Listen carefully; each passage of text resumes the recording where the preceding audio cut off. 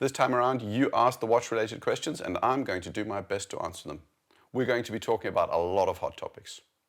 Watch fraud, value for money, diminishing returns, price gouging, and also maybe a little bit about what I wear. 2,500 subscribers. I did not expect to get here this quickly. I know in a world of 16 million subscriber YouTubers, 2,500 is not a lot. I'm sure some people got there faster than I did. But for me, it's a huge achievement. And I'm really grateful to all of you that have seen fit to subscribe because you enjoy my channel. And those of you that do not subscribe and are watching for the first time, I hope you enjoy my channel as well. And you subscribe below. What do I think about the Omega auction fraud? I know absolutely nothing about vintage watches and definitely not the high-end sort of collector's vintage watches. It's not something I dabble in because I don't know enough about it, and I'm still one of those people that's a little bit uncomfortable in buying vintage. I have one, but that's it, and I bought it from a reputable dealer, but apart from that, I kind of stay away from the area because I don't quite know what I'm getting into.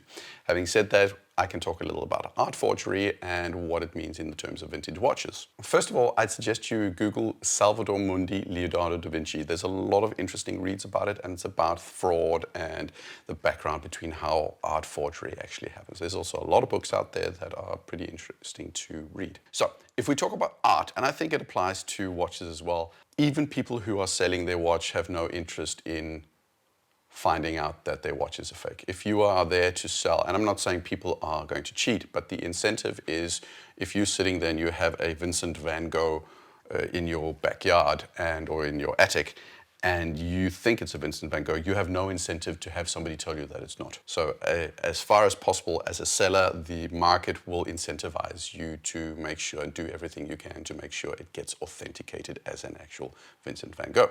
Now, second, authentication is not a regulated industry. So it's not a government instance that comes in and says this is a true authentic piece or work of art from X, Y, or Z. And that's basically the same when it comes to watches. These are experts. Now, the thing with these experts are, especially in the art world, they are paid to do that job. So you call, if you have a painting and you want to have it authenticated, you actually invite specific authenticators to your home or to your wherever you have your $1 million art, and then you pay them to authenticate. The key point is here, you choose who you invite and you pay them. The authenticators have an incentive to authenticate. There's no money in being the guy that always says it's fake, because who's going to keep calling you if you keep saying something's fake? Now, obviously, ethics are a thing, so there are lots of honest authenticators out there that take very seriously their jobs. But the fact of the matter is, if you want to be a good authenticator, one of the ways you get known is by authenticating art and saying this is real, because that's how you get paid. The auction houses do not authenticate. They do everything they can to actually not authenticate. They try to avoid liability by basically saying we trust in the authenticators or we trust in what the seller is saying. In the Philips terms and conditions, they have a statement that says the knowledge of Philips in relation to each lot is partially dependent on information provided to us by the seller, and Philips is not able to do and does not carry out exhaustive due diligence on each lot. So they're basically saying, people tell us it's real, we trust it's real. What they do is a price evaluation. So they figure out what the estimate, what they think it's worth based on what they've been told. And they do it simply because they want to avoid liability. They have no interest in getting stuck with somebody suing them because it was a fake. So they basically say, it's not our problem. Somebody says it's fake. Somebody says it's real. We trust them. And you, as a seller, it's your job to check whether or not that's true. Finally, you have the sellers.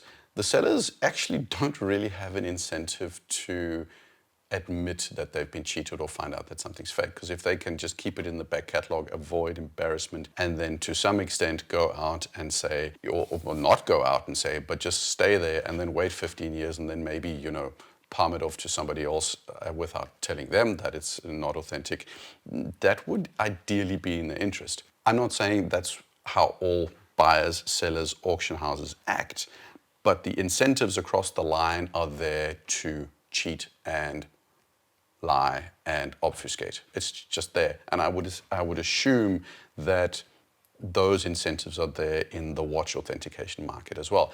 Add to that, then you have bad players, this is, the Omega one is totally insane because it's internal Omega people that basically colluded with external people to pump up the price of a fake watch. It's absolutely ridiculous. There's a guy called, I forget his name, but the book is called The Hunt for Big Time Art Fakes. I'll put the link somewhere. He has a statement which is not necessarily directly, data by data true, but he says 50% of all art in all museums in the world is fake. And there's probably at least a directional truth to the fact that there's a lot of fake stuff out there because it's unregulated, it's uncontrolled, and there's so much money in it that, of course, somebody's going to cheat. Short answer then, basically, I think it's not surprising that somebody cheats in watches. There's too much money around, so of course it's going to happen. It's going to happen again, and in 10 years' time, a Paul Newman Daytona is going to show up, and it might just be fake, and we'll never know. Question 2. What watch or brand makes you feel the most opulent, confident, and utilitarian? So there's 3 questions. When it comes to the most utilitarian, I have to say it's going to be a Panerai Luminor or it's going to be a G-Shock. These watches are just designed in a way that they just look so toolish. I think that's one of the reasons why Luminor Dieu's don't do as well as people want them to or as Panerai wants them to, simply because the Luminor case is so utilitarian, it's so toolish. It's the same with the G-Shock. Those watches, once I put them on, if I put a G-Shock on, a Mudmaster or even a 5610, there's just something so toolish about it that no other watch, not a Rolex, not a Hamilton, none of them have that. What watch makes me feel confident? Well, at the moment, it's the Seiko SPB 143, which is in my collection. My job for the longest time has been involved in being in rooms with people with a whole lot of money. Sometimes these people, are like, they have a different langer for every day of the week. I found out long ago that you can chase approval and try to keep up, or you can just say, F it, and just be yourself.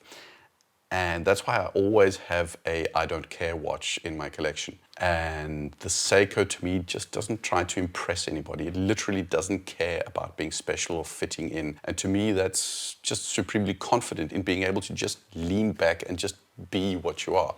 And the Seiko right now does that, hugely well. Again, I could say Casio as well, but the Seiko for me right now, it's a gorgeous watch and it fits in a lot of situations, but it has no pretenses, and that's, to me, is confident. The third, the opulent watch. Opulence is when you can afford something. Extravagance is when you buy something that is the upper end of your means. So AP or Patek is not going to be opulent for me. That's going to be extravagant because it's out of my normal sort of price bracket. If I had millions, that might be opulent, but right now it's extravagant. The watch that makes me feel opulent, though, is my current Jaeger Reverso Duo Moonface. The reason is it's not an inexpensive watch, but it's also a thoroughly impractical watch. It's square, it has terrible water resistance, it has a completely useless complication. I don't need a Moonface. Who does? So there's nothing there that makes sense from a practical perspective. And to me, that's just opulent in having something that is, all watches are opulent in a way because you don't really need them. But this one is so thoroughly impractical that to me, that's what means opulent. Question number 3, will JLC profit from the price increases? Excellent question. 20 years ago, maybe a little bit more, people started buying Gucci and Louis Vuitton. These brands, they were luxury brands, but suddenly you saw their products everywhere on everybody.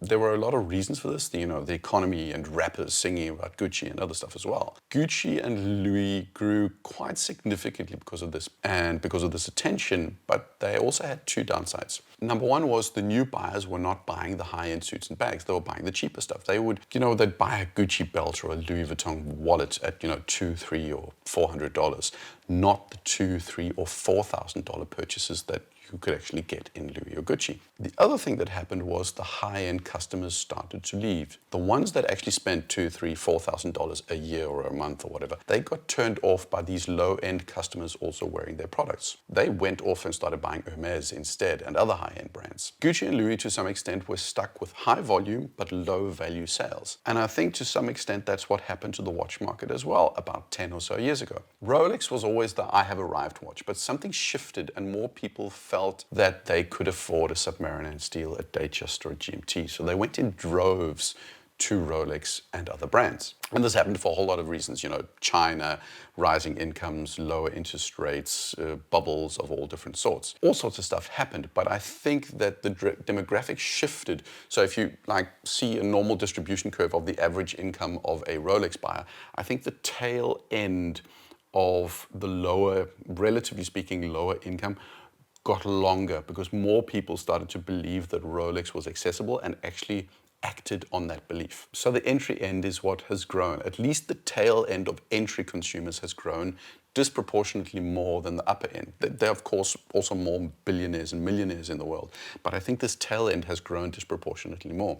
And the same goes for JLC and other brands. Less than Rolex, but directionally kind of the same. And if you look at it from a manufacturer's perspective, I think suddenly you have more regular people that could afford a steel sub or an entry reverso. But it's doing two things like it did to Gucci and Louis. Relatively speaking, I think a lot of these buyers are single watch buyers. They're not buying the expensive models. They're buying the cheapest models and they're not coming back for number 2 or number 3 or number 4. So high volume, relatively speaking, low value. So let's take Rolex. What are they doing? Well, they're consistently increasing prices, but I actually think they're pushing precious metals and two-tone even harder than they did 20 years ago. They want to service customers that can afford the upgrade model, not the base model.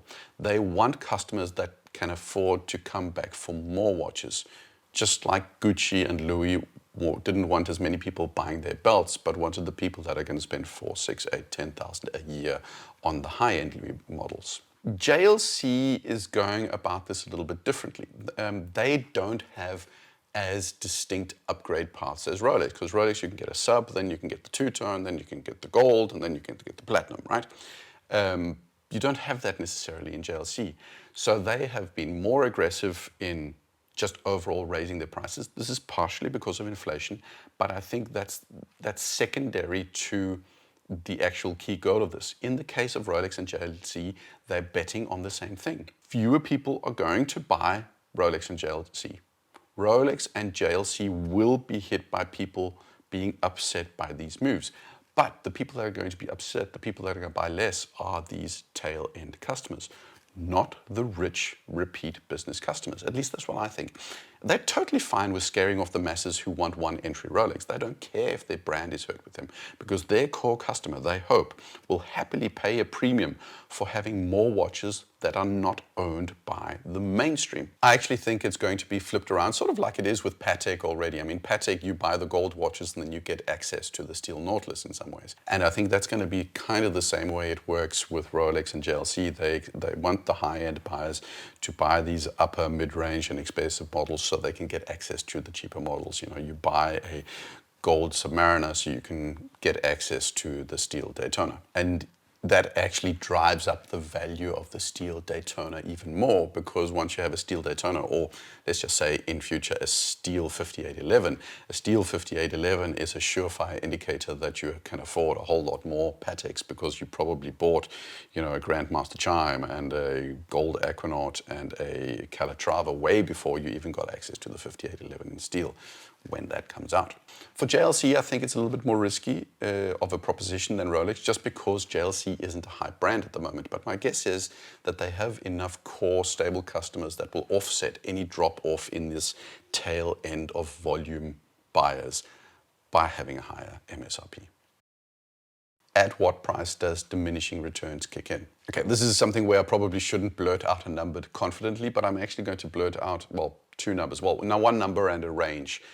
The first place, I think you usually start getting huge value for money or price for performance is just around $1,500.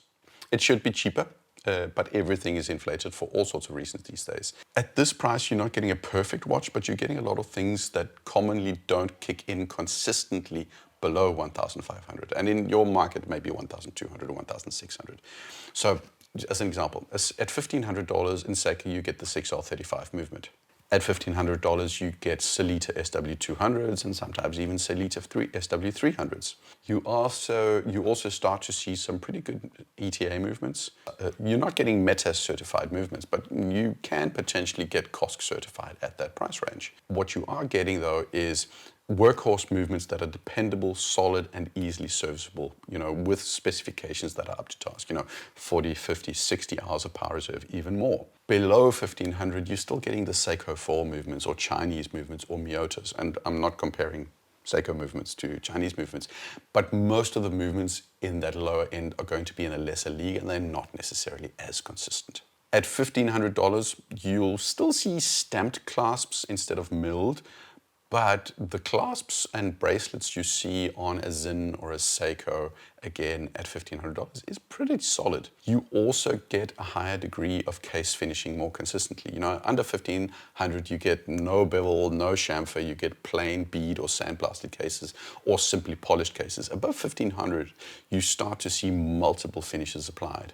You might even get quick adjustments, and in general, the tolerances, so how much a bracelet wiggles or a dive bezel will align, just gets a whole lot better. Not perfect, but better. Now, it's important for me to say you can also get that in some watches under $1,500, but I don't believe it's as consistent.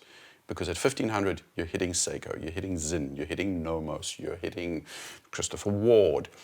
These are making really consistently good watches.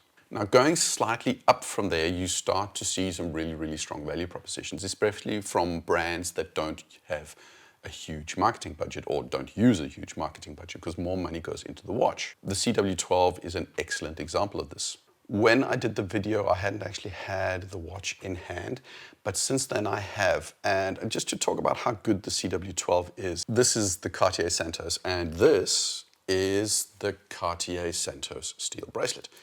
Now, it's really well finished. It's got a quick change system, which I think is absolutely fantastic, both for the actual taking it off the dial or the case, and you've also got a really cool system for removing the links.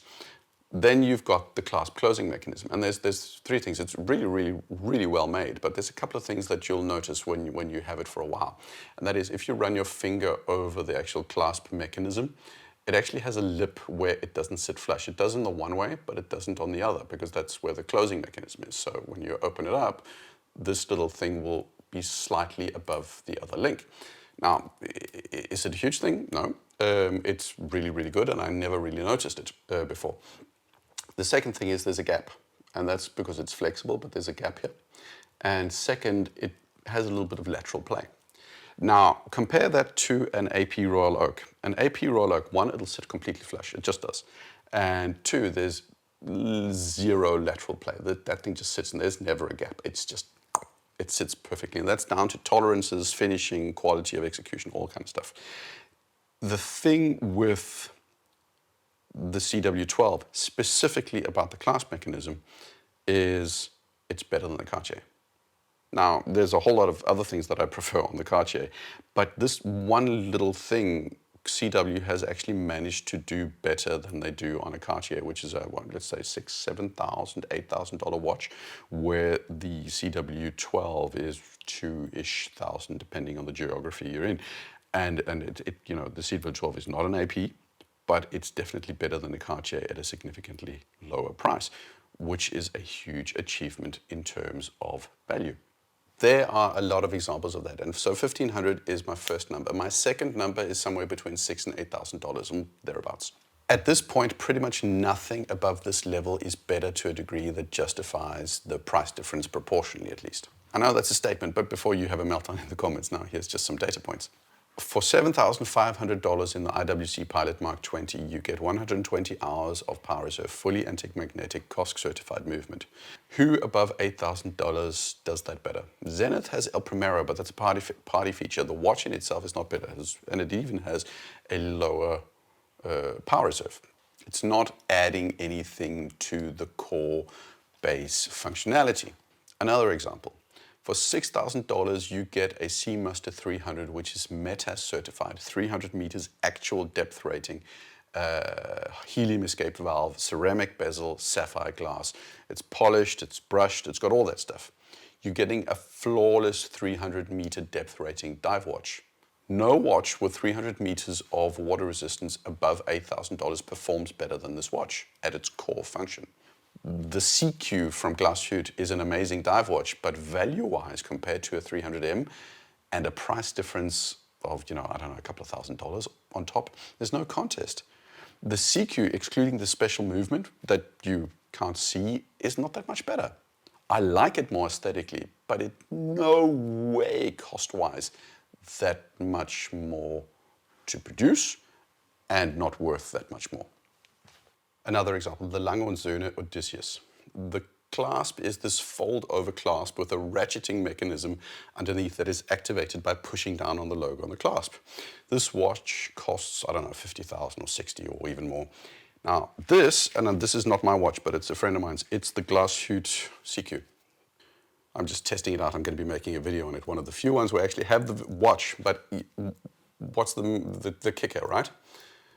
Ratcheting mechanism, you push down on this clasp, boom, boom, boom, and you have a flexible movement. So you just push. It's the exact same mechanism that you get in the Lange and the Söhne. And this clasp, if any of you have the IWC Pilot Mark 20, you will look at it and say, that looks familiar. It's the exact same mechanism. So you've got a $50,000 watch and $12,000 or $13,000 watch for this one, and you've got the $7,000-ish, $8,000-ish IWC. They've all got the exact same clasp mechanism. You're not getting more, you're not getting a better clasp at a higher price. The Lange und Söhne is infinitely better finished and it's got more detailing on the clasp, but that's a different story. The core functionality is the same. I've got tons of these examples, but this clasp is definitely one of my favorite ones at the moment because it so clearly illustrates the point.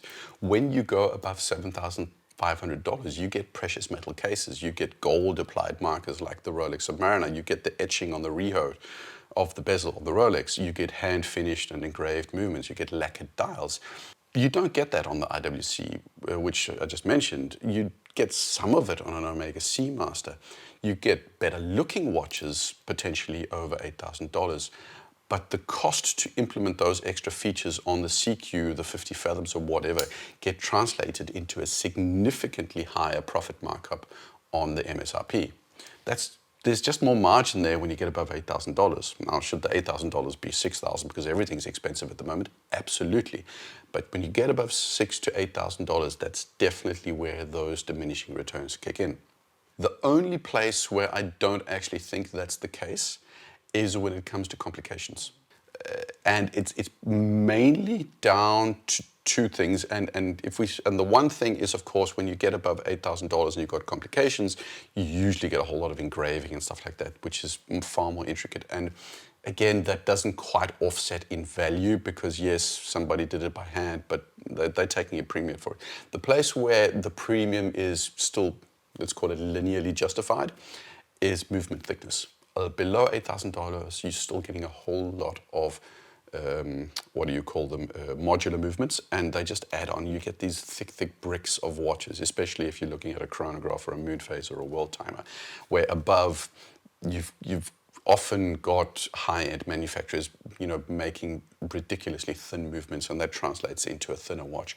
So there's still something above $8,000, which isn't quite diminishing returns, but pretty much for everything else, as far as I'm concerned, $6,000 to $8,000, that's where diminishing returns kicks in. And down all the way down to $1,500, you're getting a one-to-one increase in value almost all along across the board in getting a better and better watch as you go up. Question 5, a personal question. What's my background? My background is business. I've been a desktop warrior for years.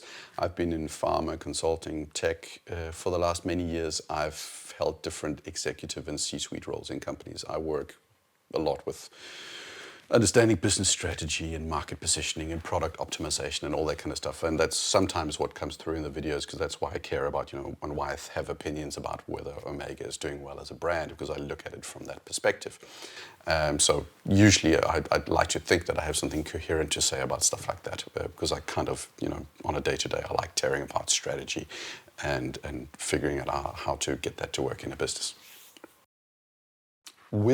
Question number 6, will Tudor outcompete Omega? Yes and no.